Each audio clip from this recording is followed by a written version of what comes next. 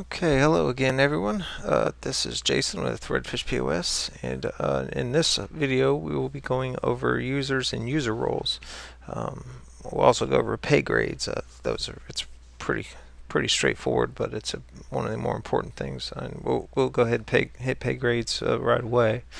Um, for this video, I went ahead and added a couple more job codes and access levels. I added like a morning bartender, cooks, senior line cook, head bartenders, head servers, and we can assign a pay grade and user roles for these. So we'll go ahead and do that. If you see here, we already have bartender and server set up as a pay grade.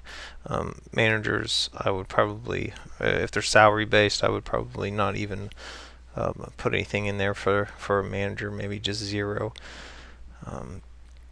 So we'll go ahead and create a new pay grade, and this will be cook, and we'll put the cooks at $12 an hour, and paid breaks, and save data. And now we have cooks. Create another one. This one will be AM bartender, and normal bartender, at least here, is $4.65. So we'll create the morning bartenders, give them a little bit more hourly pay since they don't make as much money. Save data. Create new one.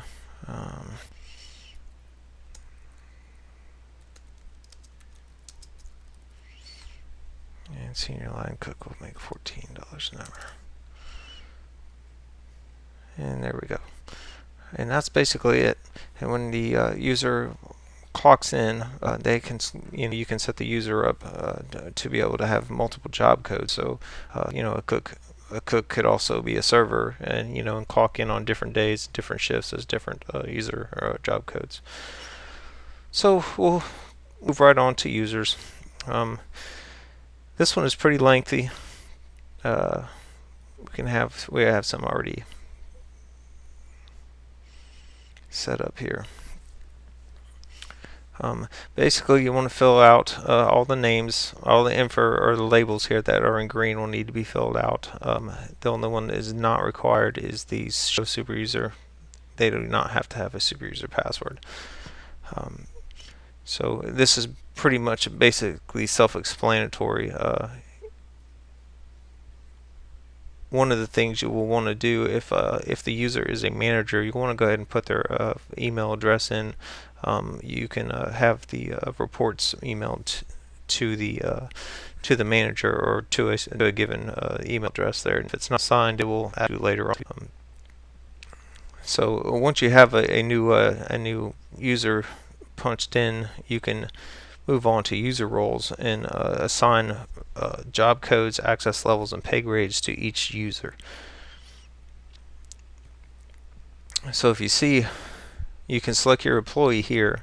We're going to select Kelly, and you can see that she's already been assigned the manager and the server job codes. So when the user clocks in or out, you'll see these job codes here: manager, server, cook, senior line cook, etc. So let's go ahead and add a new role. We'll add it to Jason. New user role. Cook. Job code. Cook. Access level. Cook. Pay grade. Cook. Save data. Now we have 3 different options. Let's go ahead and add another one. New user role. Bartender.